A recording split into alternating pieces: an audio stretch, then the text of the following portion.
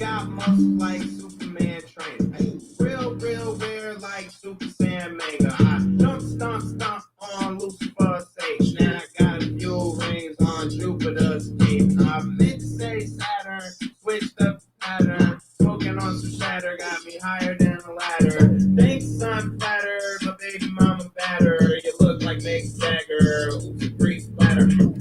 Hot, woo, jumping out the grease. It's a whole lot of degrees. About to come, about to please. I don't want to hear a peace. Trying to catch the sleep. Trying to count the sheep. Hot damn, hot water, hot shower. Hot Atlanta smoking green cauliflower. Tangerine, yeah, I call it sweet and sour. And my lawyer say it's urgent, I'ma call him in an hour. Dude, I just called a plug and his phone was unplugged. I was looking at dog like, dude, that shit don't even make no fucking sense. Like having fucking arguments for paying 50 extra cents for barbecue. Saucing on the workers at McDonald's. I don't want to sit and argue. Good burger shit and talk to we all dudes. And I'm all professional and proper, but my baby mama saw me in the meeting. Shit, they had on me some news. Hot damn, hot water, hot shower. Hot Atlanta smoking green cauliflower.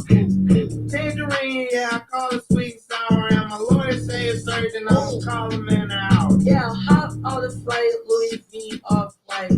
I just made a dog, bitch, trying to spend a night. Heard they need more, yeah, my jeans Dior. Shawty got cake, if you trying to give me more. Think they need more, I think they need more. This is second round, I'm trying to speed more. Going stupid, going crazy. Big gas in that Mercedes. Pull up lit, going 30. Pull up big, in a hurry. What's up, chat? Let's get all this stuff taken off of here, shan't we? What up? All right, let's turn this music down. I have, if you can tell, there's not a, it's not the standard like start screen or anything. If you were here last stream, my camera wigged out. Ever since the last stream, my everything has been wigging out. So OBS keeps logging me out. I don't have a way to play my music directly through Restream like I usually do. So I'm playing it off my microphone. So you may have heard some typing.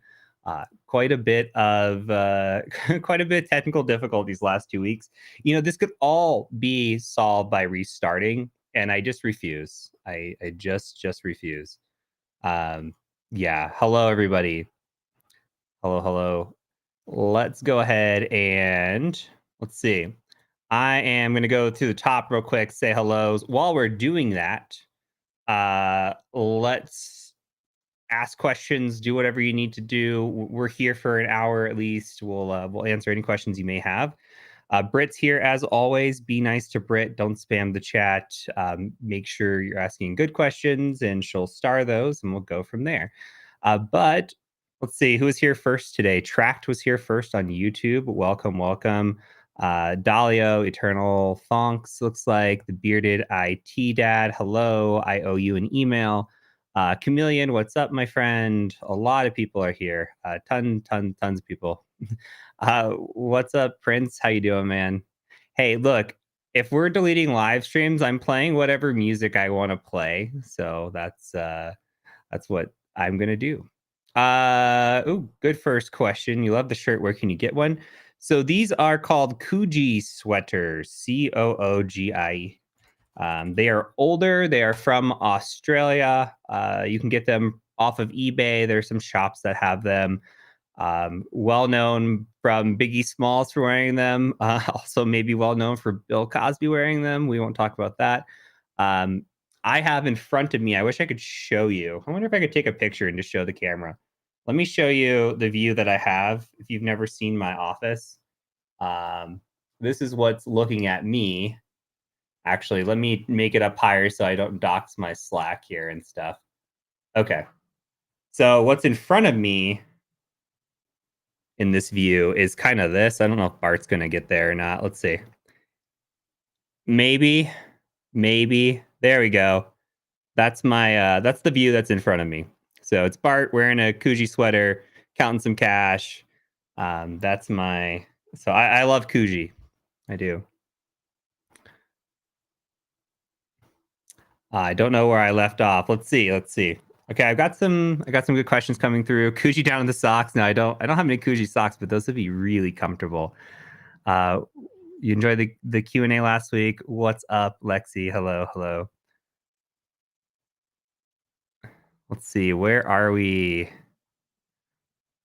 All right. I think I'm through all the hellos and the cordialness and all that fun stuff. So I'm going to go ahead and get into some of the questions. I see Britt has 8 starred already. So we'll go ahead and go to those. What's up, Chris, man? Happy to see you, dude. Hope all is well. Hello, hello. Okay. Good question. What's up, Jacob?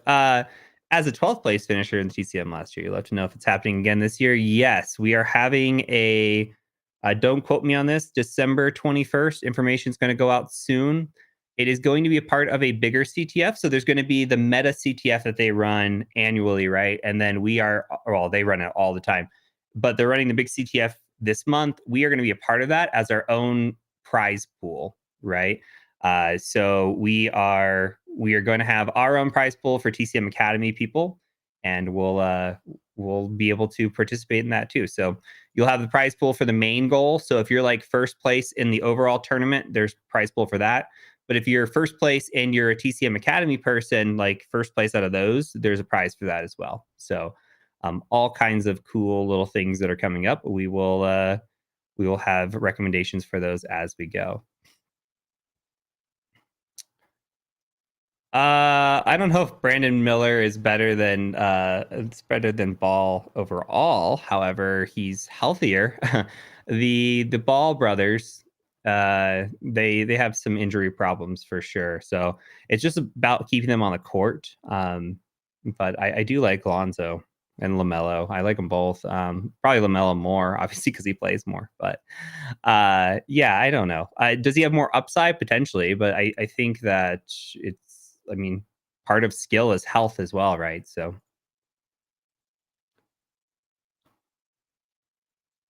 let's see. Well, go back to this. You've not been studying pen testing for 3 months because university and burnout. I think it's wasted time. Any advice?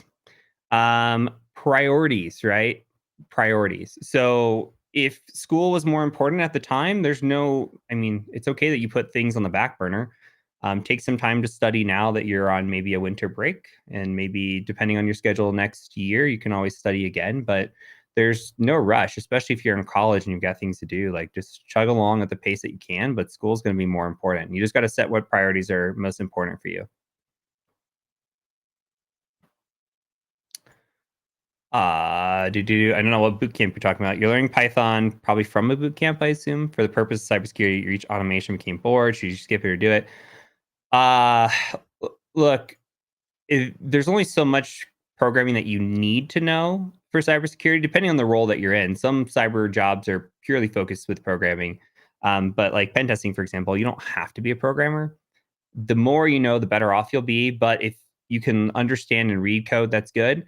Automation's really nice to have, though. Like you'll find, I shied away from programming for a long time outside of just understanding the basics. The more that you can understand, the faster that you can whip things up and automate some of your life. It's better. So I would advocate for continuing pushing forward. But again, if it's something that you're not like passionate about, then you don't have to. So it's completely up to you. If you're like, hey, I don't want this, I don't need this, maybe I'll come back to this later. That's okay. It's not going to ultimately end up being the make or break for your cyber career.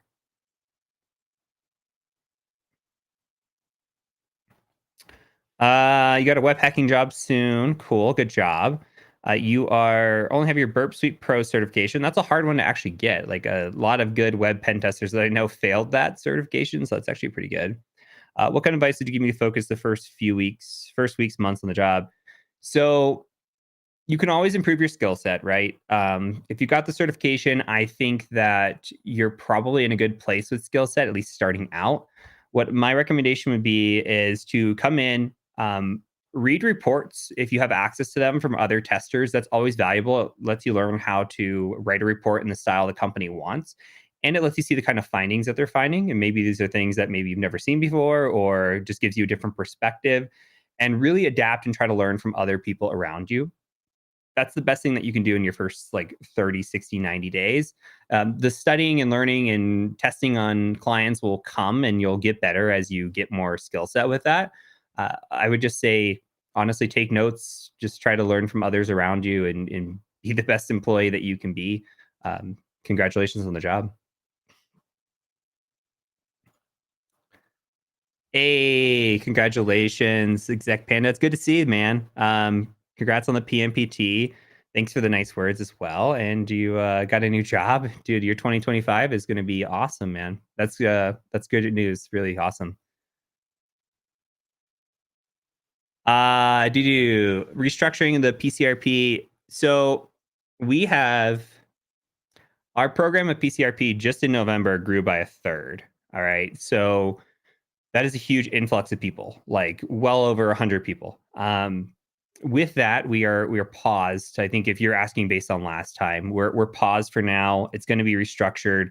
What that ultimately looks like, I don't know. In my head, what I think that looks like is probably more of like a, I don't want to call it boot camp because that's the wrong word for it, but a boot camp style where you're assigned somebody that is like a dedicated resource that you can, kind of communicate with, accountability type coach, somebody that you can meet with and have check-ins. And then you have certain milestones that you have to hit.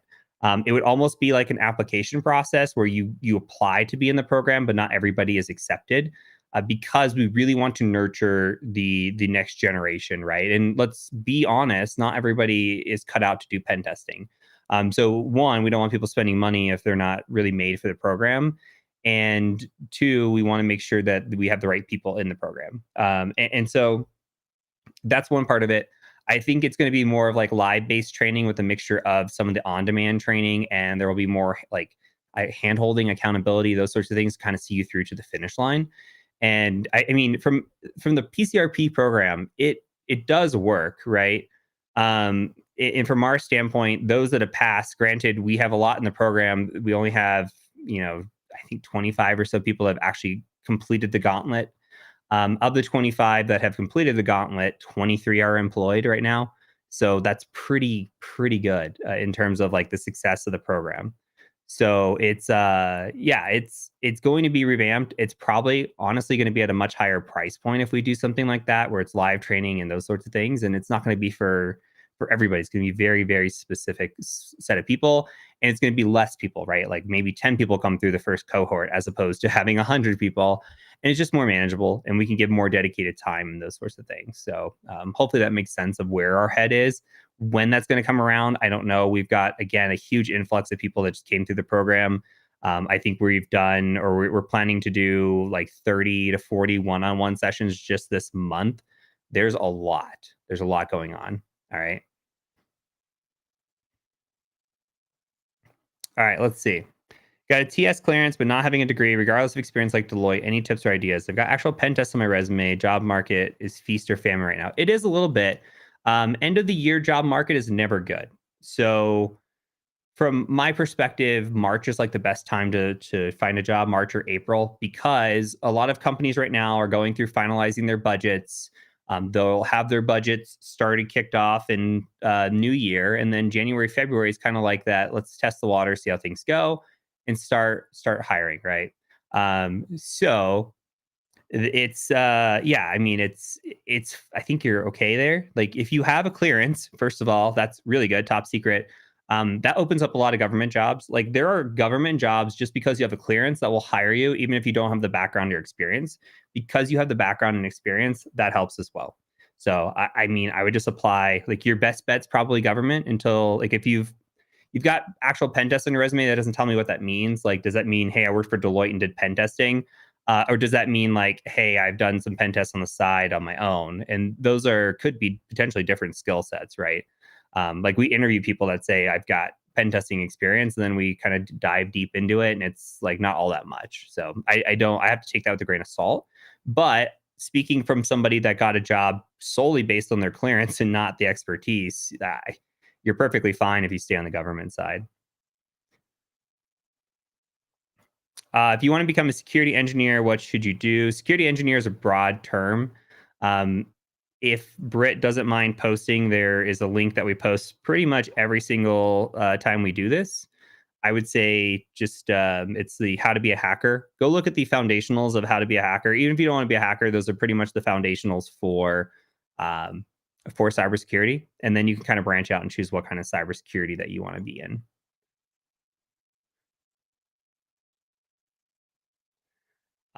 This is a good question. I don't know the answer, so I'm going to post this up here. Look, I'm not a blue team person by trade, especially forensics, right?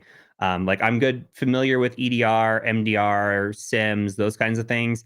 In terms of forensics, I'm not a forensics guy whatsoever. We have a forensics course. That's about the extent of my knowledge. I would say if somebody in chat has ideas of the best places to learn and practice digital forensics for Windows and Android, and go from there. We do have a Windows digital forensics course on our platform. I know there are some blue team trainings out there around that. I know the guy that teaches the forensics course on our platform has a bigger platform. It's called Blue Cape Security. And you could check that out as well. I don't know what all types of forensics that he has on there, but that's kind of his thing, right? His jam. So another good question that I don't necessarily know the answer to, again, because I'm not a malware person.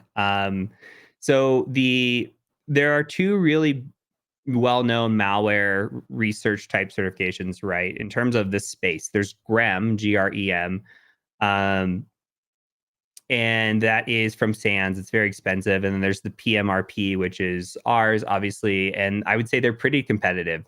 Once you get beyond that, I think a lot of it is getting into more of an advanced malware research skill set. Um, I don't know if something like Maldev Academy would help or not. Again, it's not really my space. I would, again, look at chat and see if they have recommendations here. Just being completely transparent, malware is not my space. You want an updated and detailed bug bounty course? I would argue that our bug bounty course on our platform is updated and very detailed. I mean, we've got in terms of web hacking, we've got the practical ethical hacking course has web in it, OWASP top 10. The practical bug bounty course has all the foundationals. We've got the practical API hacking. We've got the practical web hacking course. I mean, all of that. We've got the advanced web hacking course. We've got if you want to learn web hacking, like we've got tons and tons of content and all of it's up to date. I mean, web doesn't change all that much, right? Like cross-site scripting's been around for 20 plus years. And so like some of the techniques and things change, but in terms of the foundations that's there, that class is up to date, man. How long did you learn each day? So when I was starting for pen testing and I was studying for OSCP exam, I averaged 6 hours a day for 45 days. So some of those days were 0 hours, some of those days were 12 plus hours. It's very easy. This is a good way to know if you're passionate about the field is if you are able to sit down at a computer and you start working on like a hacking, like hack the box, try hack me, a machine, whatever. And then all of a sudden 8 hours has passed, but it's felt like 1 hour and you've enjoyed yourself the entire time. That's when you kind of start to know, yeah, this is really my field. This is really for me.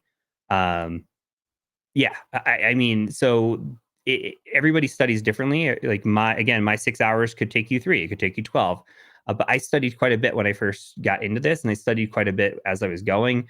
If you're going to be a pen tester full time, like you're going to always be studying. You're going to always be learning something new tricks, new techniques, all that fun stuff.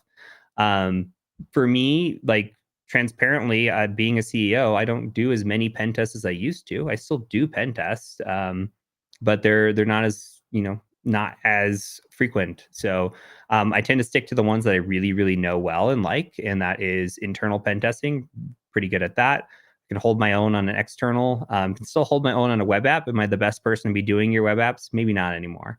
But that's why I'm not teaching web apps anymore. That's why we've got Alex Olson and people like that. So I you kind of like find your place that you really like.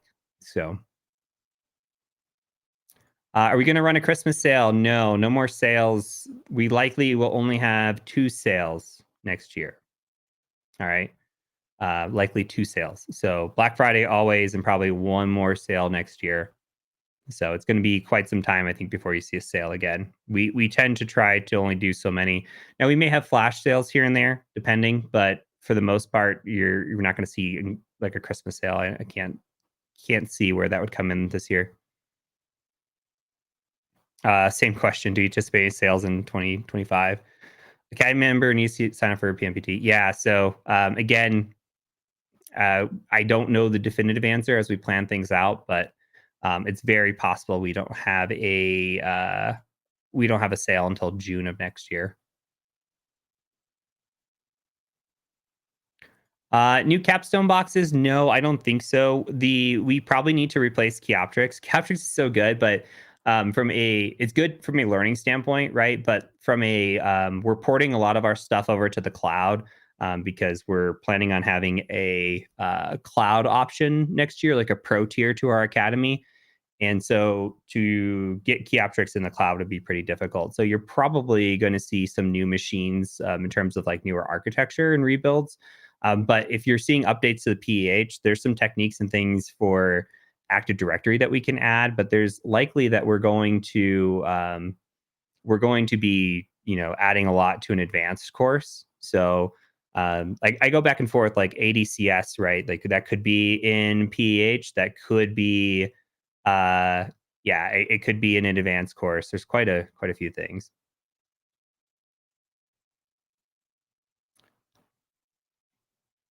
Any AppSec courses? We have a secure coding course on the roadmap. All right, secure coding course for sure. Sometime next year, you can see that. And basically, what we're going to look for from that perspective is here's the code, here's why it's bad, here's how you can exploit it, here's how you fix it. And it's going to be more towards developers. But a lot of our content creators have development backgrounds. And so there's some interest there, and we've talked a lot about doing that type of course. We're pretty set in terms of we're pretty set in terms of certifications. I think on the red side, you're going to see some advanced certifications come out from us next year. I don't think you're going to see any more associate level right now. We're pretty good. We have some blue team certifications coming out next year, but we're starting to really refine where we're going from here. And yeah, so it's getting interesting, but yeah, we'll get there. Do you have a course or video on how to make AI pen testing easier or using AI to make pen testing easier? I don't know if I have a specific video. You may look up AI and some chat GPT on our YouTube. It's probably just more of like short informational. I mean, there's tons of ways that you can use chat GPT to your advantage. I think we talked about this a lot last time, but it's one of those things that, it's one of those things that you should use as an assistant. I use it literally every day for like everything. I think we talked about it last time, but I used it to fix my garage door that was broken. And my wife gets mad at me because I call it my best friend, because a lot of times, like if I have a question, yeah, I will put it to chat GPT first. And so it's useful. Like even this morning, I've got a car that I just purchased. I'm not going to announce it until I start my YouTube channel up and stuff, until I get the car too. But the first thing I did with the car is put it to service. And they sent me some pictures today of like oil that when they drained the oil, what it looked like. And I sent it to ChatGPT and I was like, what are we looking at here? And it's like, hey, there's specks of metal in that oil. And if that's not good, right? So may need to have an engine rebuild. And like, but those are things like everyday life that you can just ask ChatGPT for. It's not always correct. But same thing, like think of concepts. You don't want to feed data into, like you don't want to feed customer data into ChatGPT, but I use it all the time for like password cracking, for example. If I'm doing password cracking, I may send the website of the client and say, send me a word list or make up a password list of 1,000 passwords and put that into a text file. And we can use that and kind of mutate that with rule sets and whatnot. And that actually helps out quite a bit when it comes to password cracking.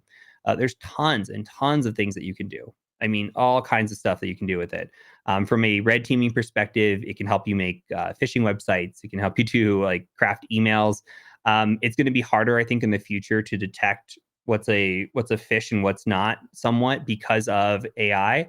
I think a lot of times it's easier, right? Because we just say, oh, um, like we look at it and we say, oh, there's bad spelling here, there's bad English here, and these are words that we would never say. And then if you use ChatGPT, not always. I can still tell currently when somebody writes an email to using ChatGPT to me because of how ChatGPT writes. It writes very, very formal, proper English. That is not how most people write. So once people start understanding that, it'll be a lot better, right? But again, it's not should never be a crutch. It should be something that you use an assistant. And again, you should be some sort of subject matter expert in this in terms of being able to use it. Like I wouldn't with the car thing, right? I wouldn't have just said, "Oh, there's definitely metal in the oil because ChatGPT says so." No, I need to hear. I'm just checking to make sure whatever my mechanic's about to tell me is the same as what ChatGPT is telling me, or something similar, or going from there, right? Um, yeah, there's tons and tons of usages for it. It's not always correct. You need to be aware of that as well. Where can you find your first pen test? I mean, that's tough. Like probably at a job, right? You're gonna have to convince somebody to let you do a pen test otherwise, and if you don't have the skill set for that, that's gonna be tough. I mean, you can work on bug bounty programs or even pen test some things in your house, but for the most part, it's probably gonna be on a job. What's my favorite food? Are you asking this to know what my location of birth was and my first car and all that stuff? No, in reality, it's probably I don't know. It's probably like pizza or mac and cheese, some unhealthy American food for sure. Uh, but yeah, I don't know. I am I consider myself like carnivore because I hate vegetables, so like complete opposite of an herbivore. But from my standpoint, I'm I don't love the healthiest of foods for sure.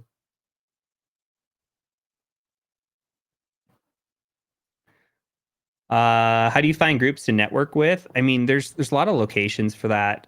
You could start on LinkedIn. I mean, like we have a Discord, for example. It just depends on how specific you want to get. It's about just finding people and finding the right people, like people that kind of maybe push you a little bit further. Um, and make you better. And so like I would say look into some discords. There maybe even be some like Slack channels, things like that, and start there and then find a subset of group of people that you that you can talk to and chat with. Not a question, but you want to thank you for learning. Thank Mr. Riller. I appreciate that. Very, very nice words.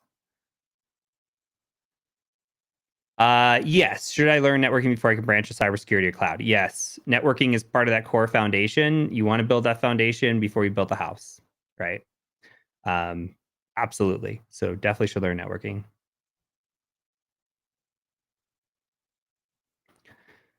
This is a good question. You work in a pen test consultancy. You want to do more. What should you suggest? You do a bit of bug bounty inside. You're looking to contracting. Yeah.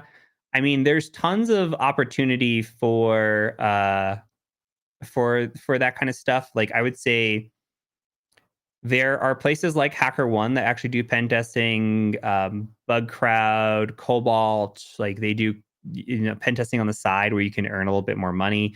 Otherwise, you're going to have to go out and try to do your own sales and try to find some kind of on the side work as well.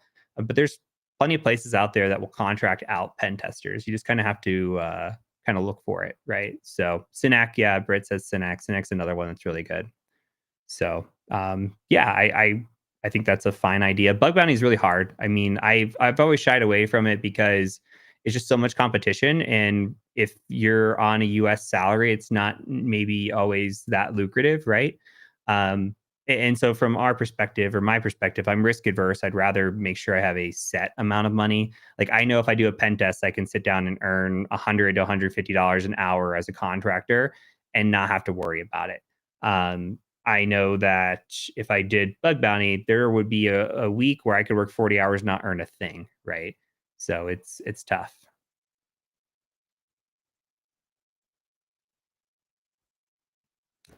What tool did you use for the first time this year that you really liked? Oh gosh. There's a lot of them. One that came out last year, but I didn't really use until this year is I don't know how that got put up there. One that I used this year is Graph Runner.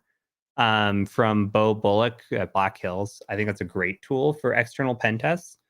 Something to check out or look at as well. But there's tons of really good tools that come out all the time. But that would probably be one of my favorite ones.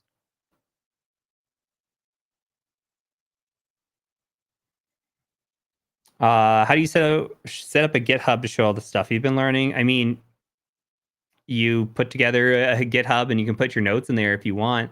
It just depends. There's plenty of ways to do notes. If you haven't done the soft skills course, like I would go through that. There's some sections on using like Notion and stuff to publish to a blog. That's things that you can do as well without having to like use GitHub for that. I mean, there's tons of ways to do things. You don't have to necessarily use GitHub. You could use GitHub to like store some of your code and things that you write, but I don't think you have to do that. So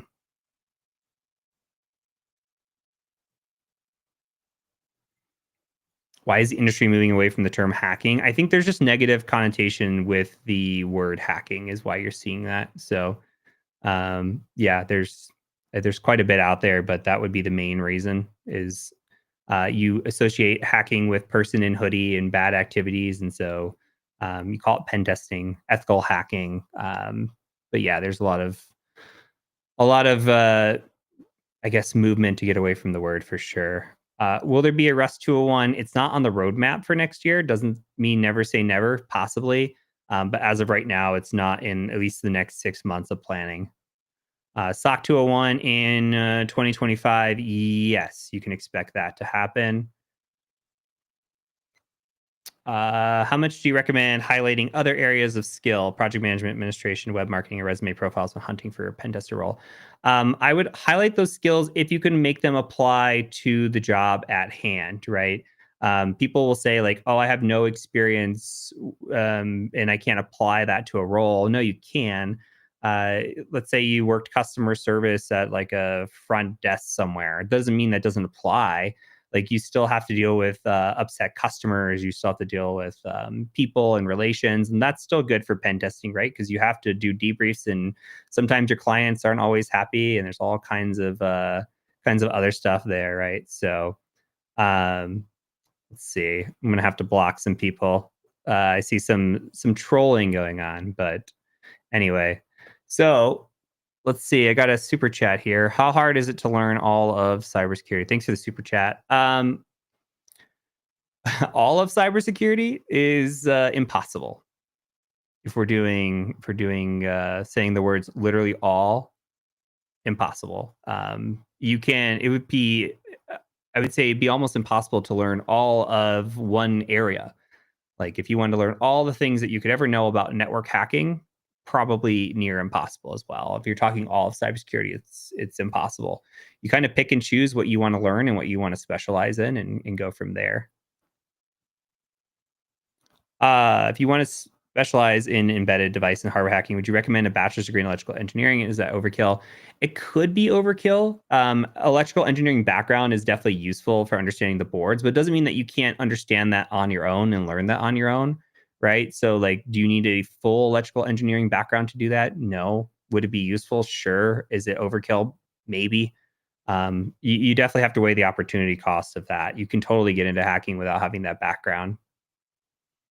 How old was I when I first got started? In IT, I got my first job at 26, right? So I think 26, I became a pen tester at 28, maybe. I started my own company late 20, like 29. Maybe like actually I was maybe 30 when I started the company. And then yeah, it's been it's been a ride, but 26, I believe, is when I first started. Uh, any advice for moving from software engineering to red teaming? I mean, software engineering, you've got the background in terms of development skills and everything, and I think that's one of the things that's maybe the hardest to have a background and to learn, right? Like that computer science type background. So I would say just take what you know and start applying security concepts to that. It could be an easier transition for you to maybe move into web hacking or start studying web hacking first and really understand, okay, well, here's the code, here's the reason behind why it's vulnerable, and then how you fix it.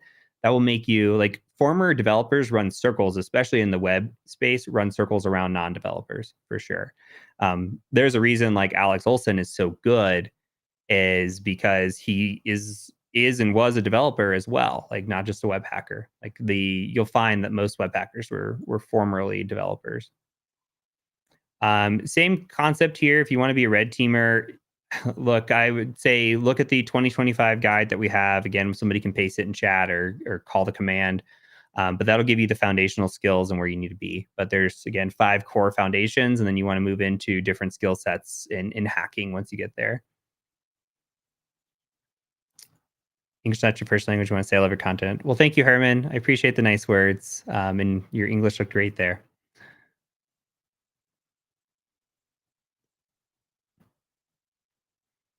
Uh, what other achievements do you feel would open a pen tester to a wide array of jobs? So, look, for jobs, you list a lot of things here. Um, yeah, sure. You could get certifications that qualify. You're mentioning government stuff. It depends if you want to do government, right? You can get certifications that qualify there. After a certain point, certifications only matter so much. Um, you're going to need something, right, to initially get your foot in the door. Once you get your foot in the door, like your foot's always in the door. Once you've been a pen tester, you can stay a pen tester if you want to. So like to cast that net really wide is getting your first job, and then you open a lot of doors. Now, of course, government has their own things, right? They have the DoD requirements. Some jobs have like educational requirements, bachelor's, masters. I literally became who I am in big part because the laboratory that I was working for said, "Hey, we can't bring you on to the pen test team because you do not have a computer science master's or electrical engineering master's." Literally, it came down to the title. It did not matter. Did not matter that I had certifications. Did not matter that I had training. None of it. Even had networked my way into the team and had referrals and stuff. Government is very specific of what you are on paper more than anything else. So,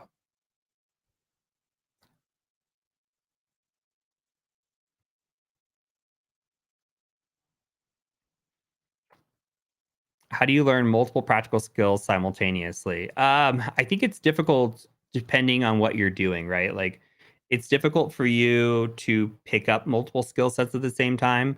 Not to say that it's impossible. Like, you have to think about it like college, right? Where you're taking multiple classes, maybe across different disciplines, and you're learning different things. I would say you have to balance what your work schedule, school schedule, any of that is. Or if you don't have any of that, you have to balance your life as well. Even with that, you have to balance your life. So it's going to come down to how much time can you allocate to each. And sure, you can go learn, spend an hour on web dev, and then spend an hour on like hacking and be fine. If that's what you want to do, just know you have so many hours in the day to allocate to studying, and how are you going to divide those up?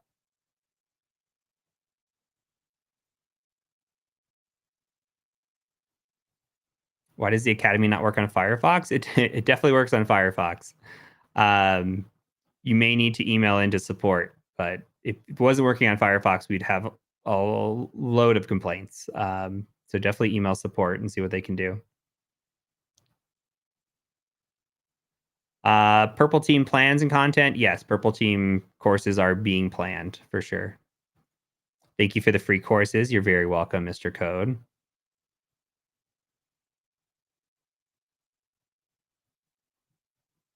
Intern pen test spots ever get announced? We are bringing on an intern currently. I mean, we've got things again that are, maybe kind of pausing legality wise for some of the programs that we're planning on doing. We're just trying to get through some hurdles there, but right now we're bringing on one intern. We'll see if we can take on more. We did allow PCRPs to sit in on some pen tests, and I want to do that more. It's again just making sure that legally we're good there.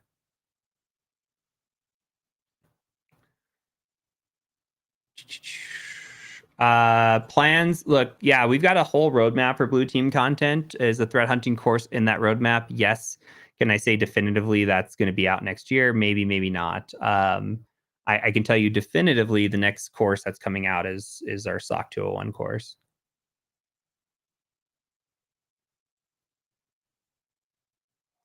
How do you find your niche without wasting time? The good question, Jacob. I think you find what, again, you're passionate about, right? Like what, when you wake up in the morning, what excites you? And so maybe you do get into pen testing and maybe eventually you say, oh, I like, for me, I really like network pen testing, but you could totally niche into specific areas, right? So it just depends. Like network is one of those things that anytime I'm on a network pen test, I am super excited. Like give me the internal. I want to compromise the domain. I want to figure out the puzzle. Every internal pen test is a different puzzle. And that excites me. And so you may feel that way about something, but the only way you're going to feel that way about something is like dipping your toes into a bunch of different sets of water and seeing what excites you the most.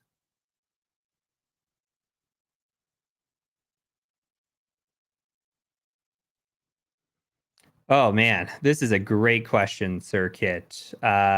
Look, how do you put yourself out there in front of people? No one's going to hire you unless people see you. I have some agreements with that. Like networking is the top way to get a job in this field. I mean, and don't mind me as I'm opening my Red Bull. Networking is a top way to get a job for sure in this field.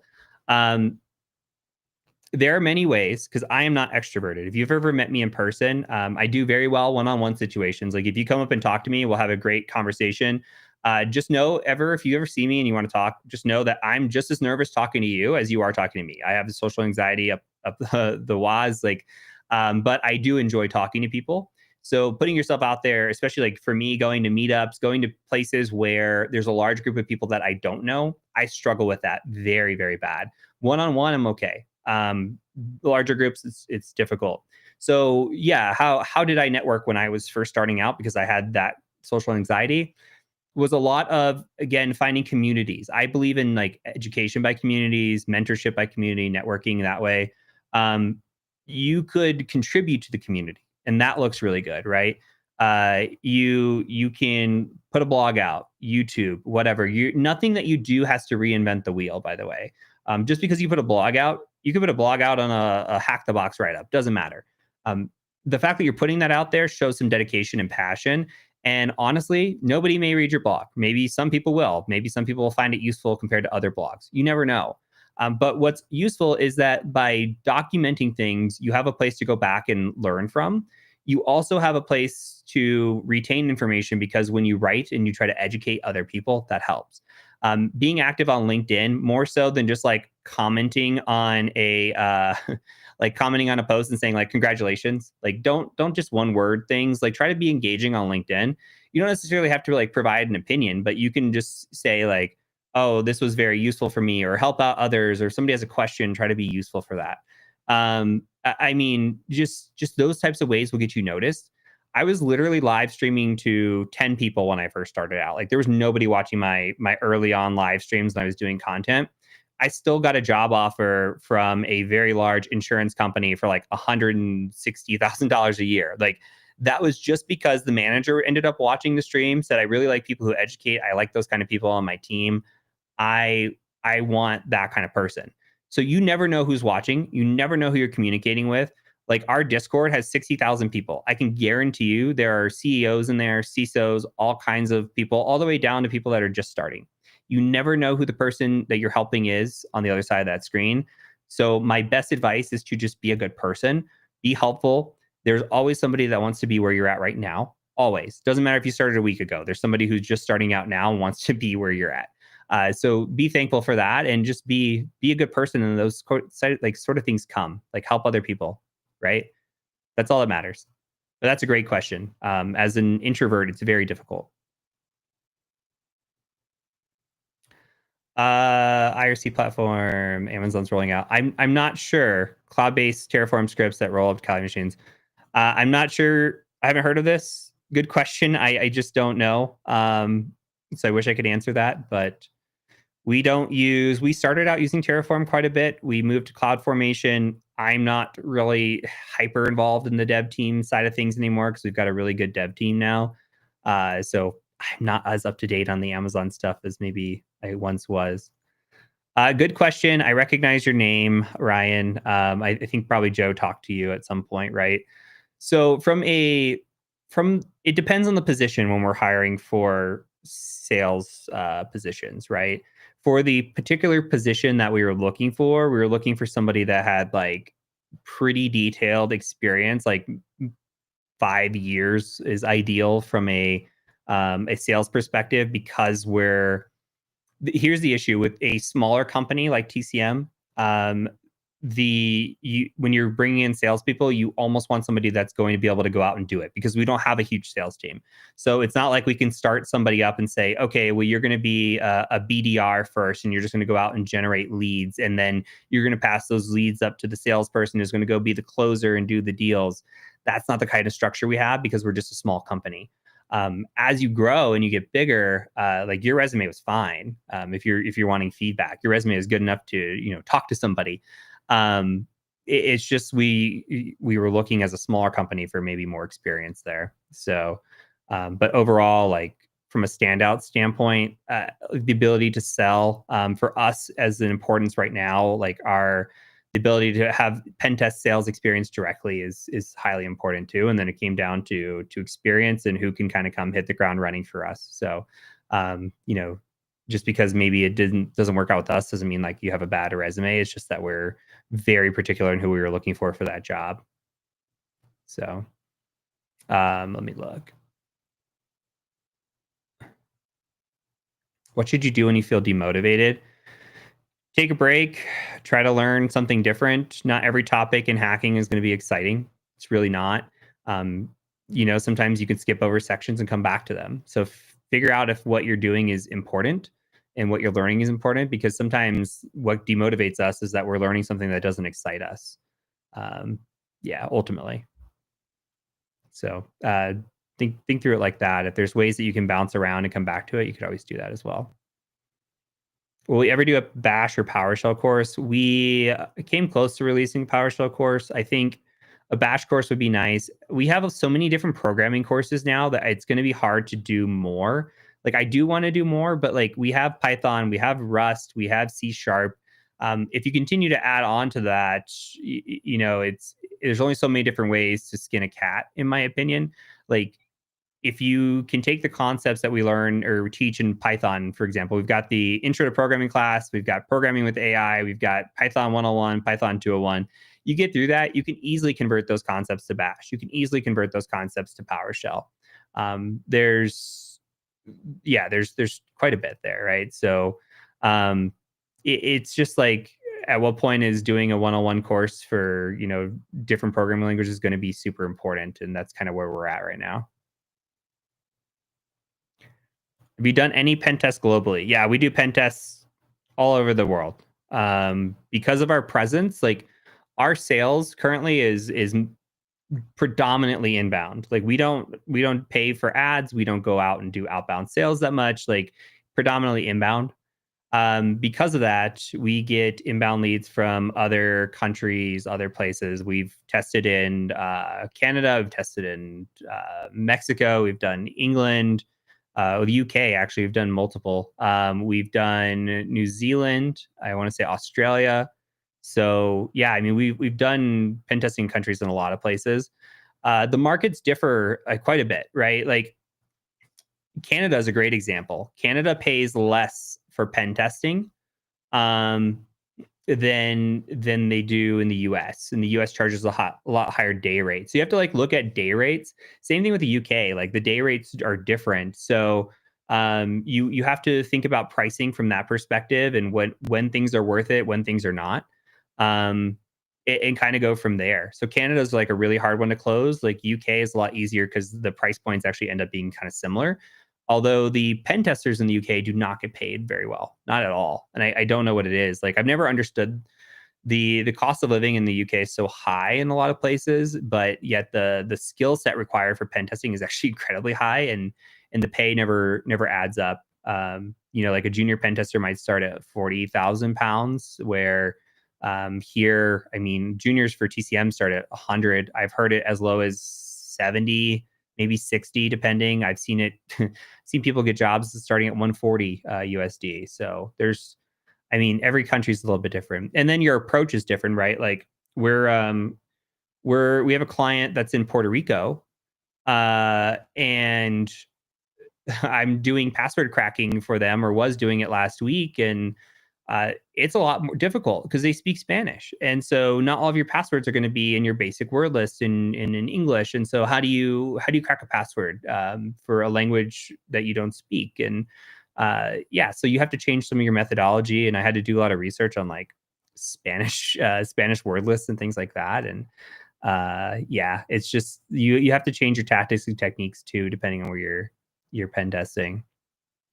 Uh, Coolest tool I've ever made. I haven't made a ton of tools. I mean, I think the dehashed toolkit was the one that I'm most proud of. Like being able to being able to just parse through dehashed API data and do so easily and be able to like correlate data. Like as soon as I released that tool, did it mostly for me because I'm obsessed with passwords and hashes and OSINT, and so did that mostly for me. But as soon as I released that tool, I had like pen test people reaching out and saying, "Man, this tool is actually really really useful for our engagements," and it got like I don't know, it ended up being like one of the top starred tools on GitHub for 1 week or something. And there was a lot of cool things that happened that I did not expect to happen. And so, yeah, it was fun. And like, if you want to see the development of that tool, the programming with AI is actually the one that you should look at because that tool we show how the tool was developed, the thought process, laying it out, like start to finish. How do you develop something like that? Yeah, somebody said breach parse. The breach parse is like the first tool I ever developed. It's not as useful anymore, but I am still like even back then, what 2018, I was obsessed with breach data. I'm still obsessed with breach data. I love OSINT. Um, if I ever hang up my hat here, I could see myself doing like some type of OSINT work. I really could. So I don't know what that is or would be, but like I don't know. Skip tracing is cool. Finding missing people is really cool. There's all kinds of stuff out there that you could do. I'm gonna skip questions I think I've gotten to already. This is a good question. All right, so of all careers, why did I choose cyber? Uh, I chose cyber specifically because I was so excited about it and never lost excitement about it. I if you know my background, I started in accounting. I chased accounting because I wanted money. Um, Starting this business was never even an intent, right? Like for me, I was working in IT, and that was kind of like the hard reset of my career. Like my degree was in accounting, I had an MBA, all that stuff, and then I just hit reset and went into IT. Took a $40,000 a year job, and it was when I was working in help desk. Somebody said, "Hey, you can get paid to be an ethical hacker," and it immediately became an obsession, and it stayed an obsession. It's still an obsession. It's something that I'm incredibly passionate about, right? So from my standpoint, it's something that I was excited about and I loved, and that's what brought me here, and that's what's kept me here. And so that's what I encourage people to find. Like a lot of people come to this field, and it's okay. Like a lot of people come into cybersecurity and ethical hacking because of the money that you can make. From my standpoint, it's if you chase the passion, the money will come for, especially in cyber, right? Not in all fields for sure. But if you chase the passion, the money will come. If you chase the money and you don't have the passion, you're going to be miserable because you have to study and learn new things all the time. If you're not into studying, you're not into cyber, it's going to be a very difficult field. That's why people burn out so fast in cyber. If you're excited about it, it doesn't feel like work. So it depends on your mindset, really.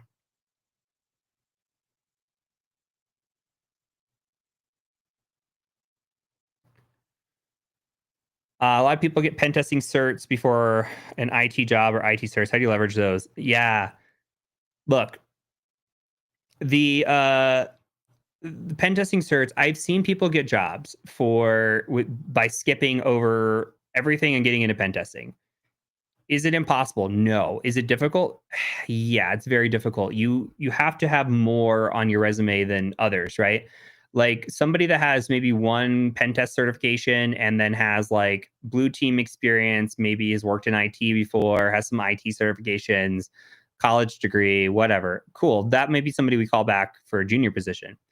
If you don't have any of that, well, what sets you apart? Okay, well, maybe you need multiple certifications. Maybe you need, maybe you need some sort of CVEs or some sort of finding, something like that can show off that, hey, even though I don't have an IT job, I do actually know what I'm doing when it comes to pen testing. And so you really have to be able to stand out on a resume that shows that. Okay. Um, is it possible? Yes. Is it difficult? Sure. But again, I am the anti-gatekeeper. I don't believe there is one set path into pen testing or cybersecurity or anything. My path was help desk into network engineering into pen testing. I've seen people go directly into pen testing. I've seen people do SOC work into pen testing. There's all kinds of things, right? There are doctors, there are lawyers, there are all kinds of people that have switched over to pen testing. There's no career field, no age, no anything that's going to stop you from getting into this field, right? Nothing, nothing. So it's just purely up to you, and your path is your path. It really is. Expect more. You should make a video on the business side of things. I have a secondary channel that is going to be launched up in 2025. There are videos on there from like years ago where they were on the original TCM channel, but it was more like, hey, I'm quitting my job and I'm going to start my business, or hey, like I got my first client, and those kinds of things.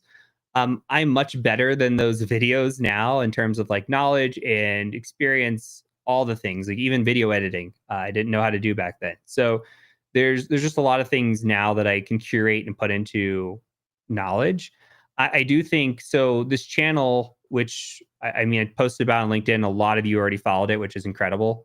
Like we've got, I don't even know, 7 or 8,000, maybe overshooting there, like subscribers, and we're not doing anything to it right now. Um, from that standpoint, like the channel is going to be like a little bit of everything. I don't know what it's going to end up being, right? I've got some really cool cars that I'd like to talk about. Doing Harvard right now, I'd love to talk about the program and school and what that's like. Running a business, I'd like to talk about what that's like. So it's just going to be a me channel. And so some of those concepts and ideas about like business side of things are going to come up.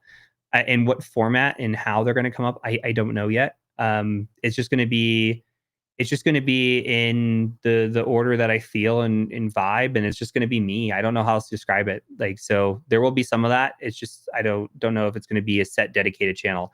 I don't want to do anything like strictly for like curated, right? I don't want to have just a business channel. I want to just kind of be able to do me, and if people want to watch that, that's great. If people don't want to watch that, that's okay.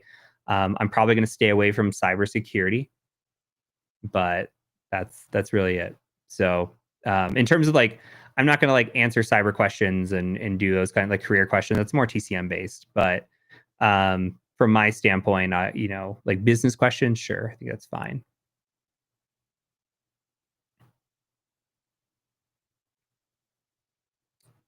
All right. What are your advice for work-life balance? Is pen testing a good career if somebody needs personal free time? Everything comes down to the employer that you work for a lot of the times. So, like, I have always worked pen test jobs where my work week is primarily 40 hours. Now, can it get a little bit more? Sure. And there's times where like it goes above 40 hours because I'm not watching the clock because I'm having so much fun. But in terms of pen testing, it comes down to your employer. When I was first getting started out, I actually turned down a job because I could tell that they were going to be 50 plus hours a week, maybe even 60 hours a week as a pen tester. And I value work life balance. I will take a pay cut to have work life balance. So yeah, I mean, from your standpoint, you need to prioritize what's important to you. Like I've got coworkers that even before TCM that like would immediately hard stop at 5 and they're done. That's it, they're done. So you need to find an employer that will value work life balance and value that for you if that's something that you value as well. There's all kinds of employers, all kinds of opportunities. Like if you want to travel and you're young and you're single and you want to be on the road 80% of the time, there's pen test jobs for that too. So there, just be patient with your roles and position and just find the right company. Like I tell people, interview your employer, your potential employer as well, because that's where the red flags can come out. Ask these questions. What's the work life balance like? Talk to people that used to work there. Talk to all kinds of people and figure out what's the pros and cons. Get the real like lowdown on what the jobs are like. But your employer is going to be what's important there.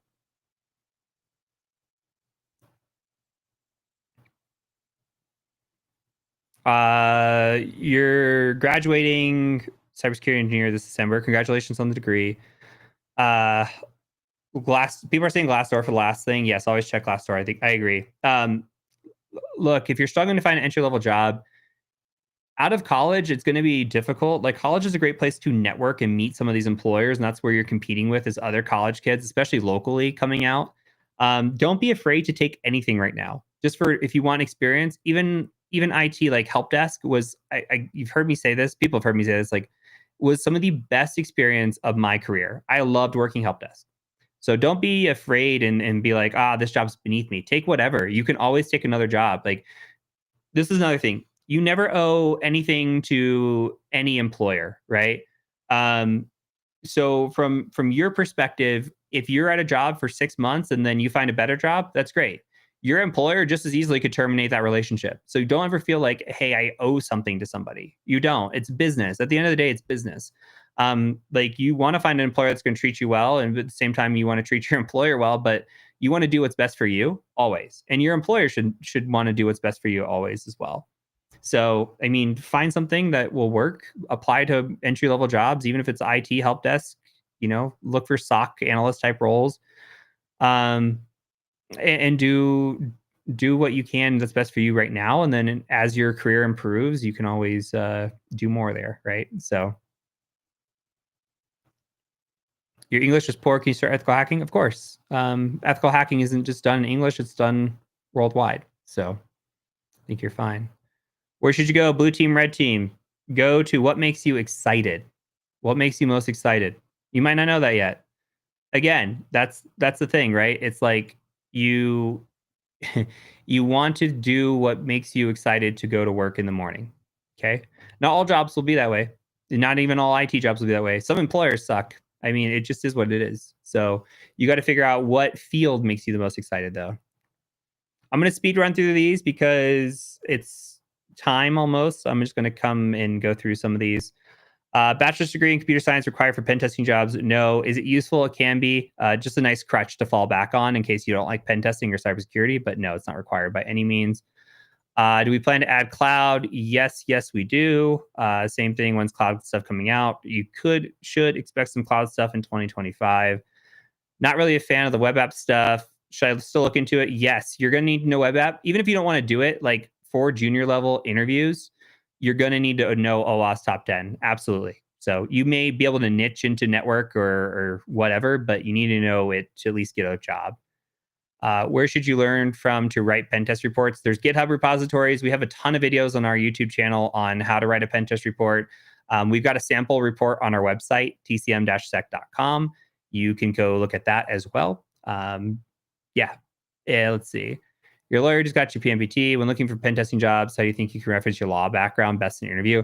Again, it's being able to think through, and you're being a lawyer, you should be pretty logical, right? So think through some of the ways of where law and legal can apply to those things. Like for a lawyer, I would think you have very good attention to detail, right? You have the ability to sit there and read through a lot of stuff and be able to pull information and data out of that.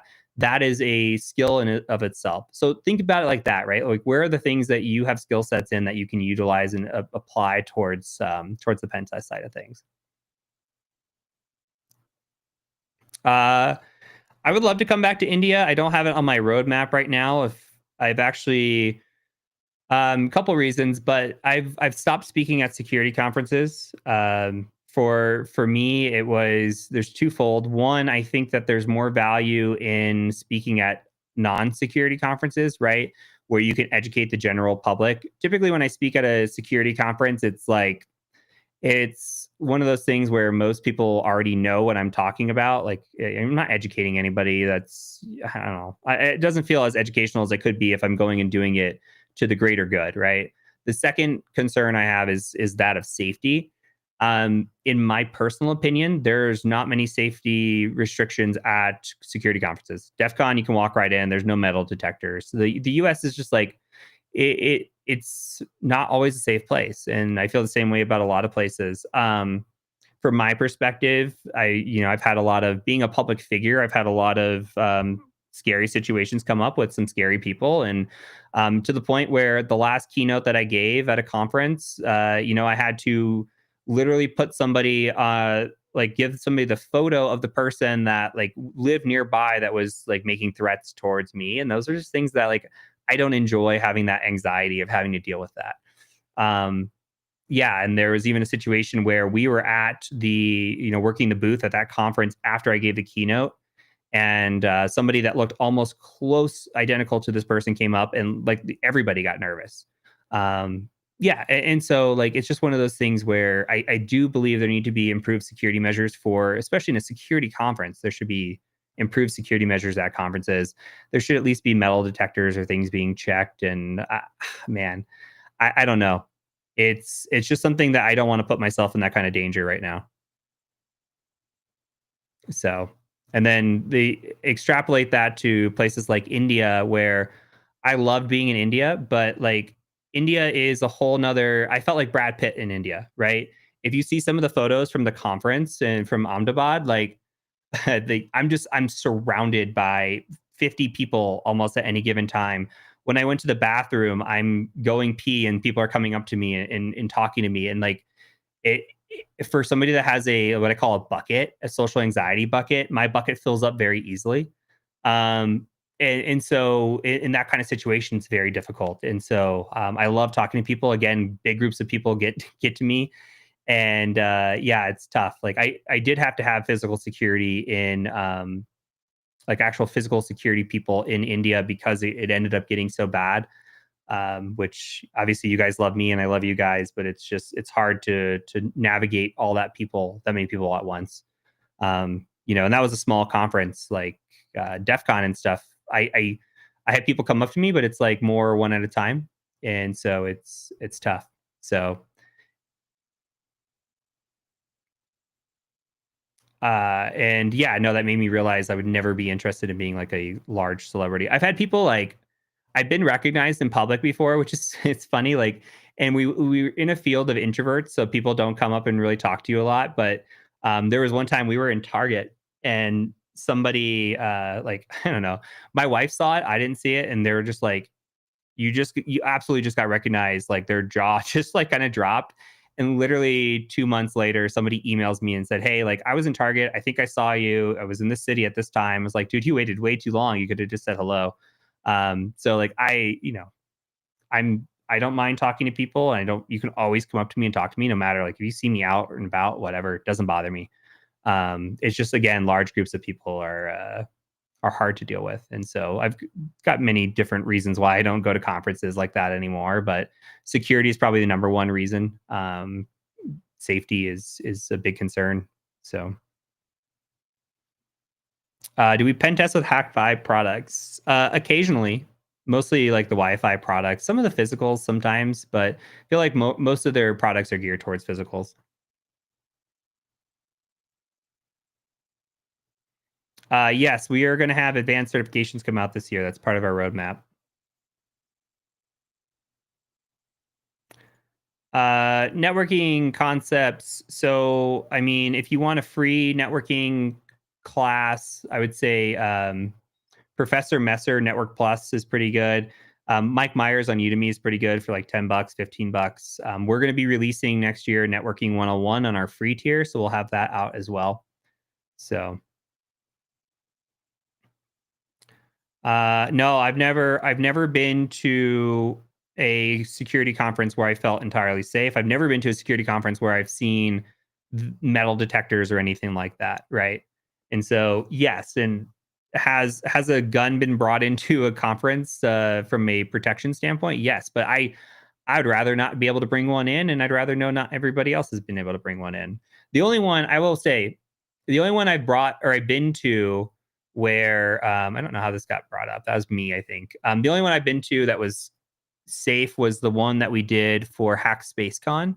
Safe-ish, I'll say. They had metal detectors and stuff because it was on NASA grounds. However, if you were part of the vendors or speakers or anything, there was a back entrance where you did not have to do anything. Like you didn't have to have metal detectors or anything like that either. So yeah, let me expand this. I do have meetings today, so I have to go soon, but I'm gonna try to get through as many as I can. Which US state offers the best cybersecurity opportunities? Bigger ones, Texas has a lot. Like Austin's blowing up. Dallas has a good team of people out there. California's got a bunch. High cost of living out there. Washington D.C. on the government side. Virginia has a ton of cyber opportunities. Again, government side.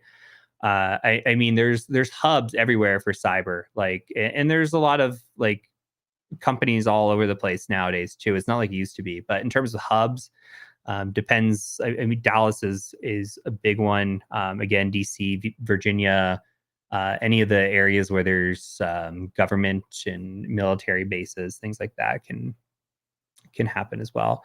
How common is 100% remote testing opportunities? Plenty common. If that's a job, like obviously you're going to limit yourself, but if that's a job that you want, I that's what I wanted. I want 100% remote. I ended up taking a job that wasn't. I'm thankful for that because I moved to Charlotte and I got to meet a lot of people, and I have most of my friend group came from Charlotte, and yeah, so um, but yeah, I would say there's plenty of remote jobs that are out there, right?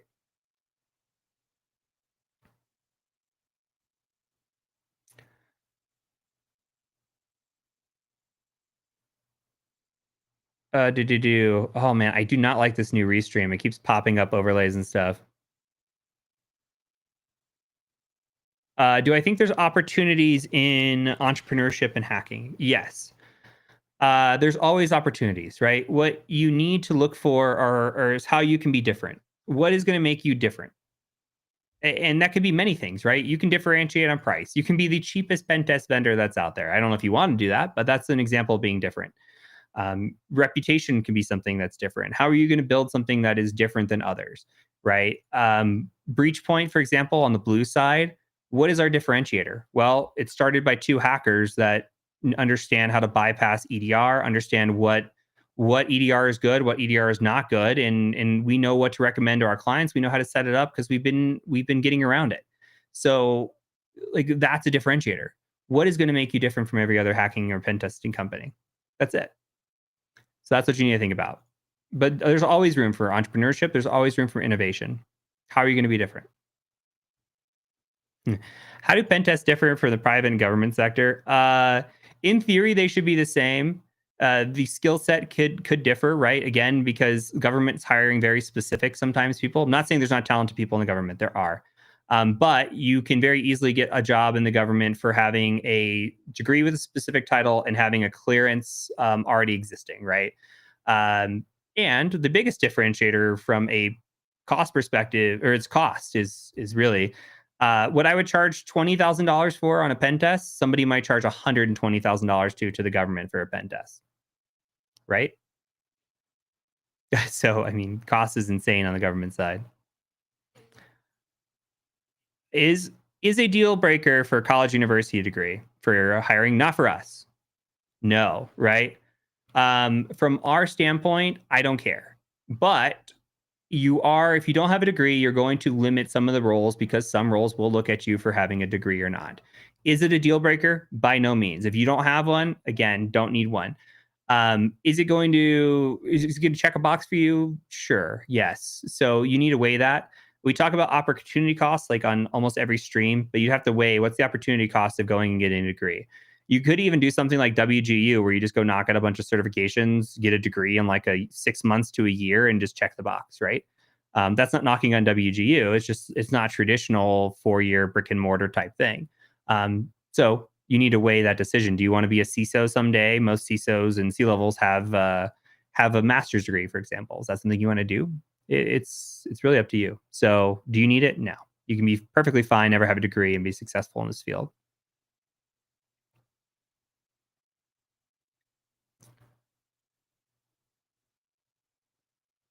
I'm going to skip some of these. Let's see. What's the best way of learning when you have no mentor? Again, mentorship by community. Find a good community. All right. Find a good community. That is important because it's very hard for people to dedicate time to somebody one on one. It's very difficult. Not a lot of people that are working full time jobs and are later in their careers have a lot of time. You may find one, and that's great, but it's better to find people that are going through the struggle that you're going through or have recently been through the struggle that you're going through. And those are the people to talk to. So find a community, Discord. We have a Discord channel. I'm always promoting it, but there's other Discords out there as well. Find people to talk to. Find something that works for you.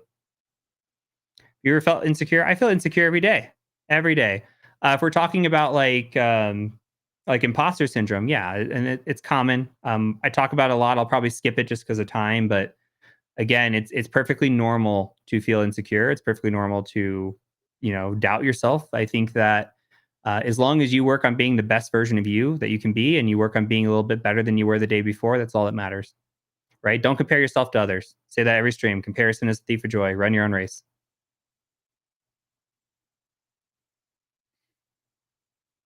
Any equipment I recommend? The first equipment that I bought in terms of beginning hacking, if we're talking hacking, is just a little Wi-Fi adapter so I could practice hacking my home router.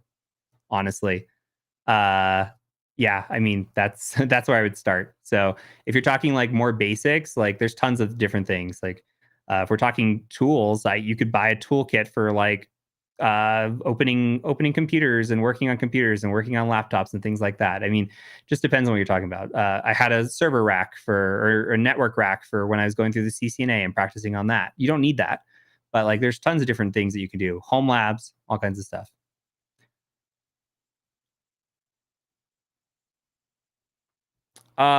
Your guardian wants you to study software engineering, but the university, but most of your friends send me their projects to help them with. Proves that they don't even teach much there. Yeah. So my experience with like formal training in software, not every school is like this, but my experience is most of it is like very much go learn it on your own, right? So you need to decide whether that formal training is good or if you can take training and learn on your own and go get a job somewhere. A lot of people are able to pivot into roles in computer science and software engineering without actually having that degree. Now, that's to be said that the math classes that you go through and and some of the algorithms and logic classes that you go through, I think are really hard to maybe pick up on your own. There's also jobs where you'll never need that math whatsoever. So it just depends on what you're doing. And there's jobs where you maybe never need to write an algorithm. So again, it depends on the type of engineering that you're wanting to do. Not having a degree could limit you in some of that experience, but if you can go study that on your own as well.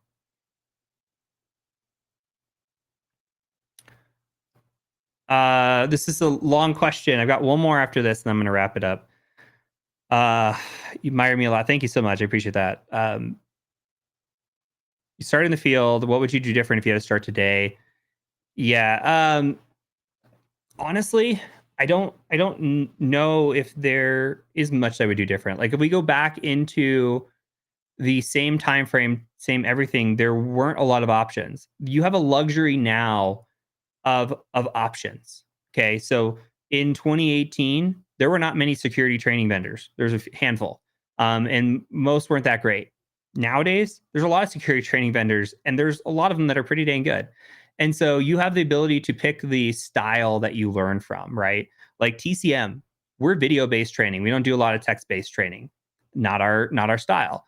And that's mostly because of me. I prefer I do training and I do business and everything of like things that I wish I had, right? So I am a video based learner. I cannot read text. That does not work for me. Kinesthetic learning, hands on, short videos. That's what we do. But there are people that love to read and learn from text and do more of hands on labs. Hack the Box is mostly text based, right? That's an option and people love that. And you've got like certifications that are more text based. You've got certifications that are more video based. You have the luxury now of just having so many options. YouTube Academy, right? You can just go to YouTube and find things as well. So you just figure out what works best for you. That's the luxury. Me, I there's nothing that I would change about my path because everything on my path led me to where I am now. Um, going through the training and not loving the way that it was led me to creating training that I thought I wanted to see. Same thing with the starting the company. Like I never had intentions to be what I am now. Like, yeah, I had the MBA. Yes, maybe I had an entrepreneurial mind, but it wasn't like I want to go do this on my own. It was just like you need to go do this on your own. It was like a light switch that went off for me, or a light bulb, I guess, that went off for me, but was never intended. So yeah, I mean, I wouldn't change anything, but you have the luxury that I didn't have of having options, way more options now. So that's a good thing. Good question and good last question, Brandon. So never been to a security conference, one experience, one. What's the best way to maintain personal security for yourself? So as an overall whole, I don't think that a security conference is that risky as a, like I think it's riskier being like, first of all, from my perspective, being a bigger public figure in the space. They announce who the speakers are most of the time. So at a security conference, you know exactly where I am, when I'll be there, where I'll be, and it's announced months ahead of time. That is a dangerous position to be in a place where there's not physical security, right? From a like personal perspective, I still go to security conferences. You just don't know that I'm there usually, right?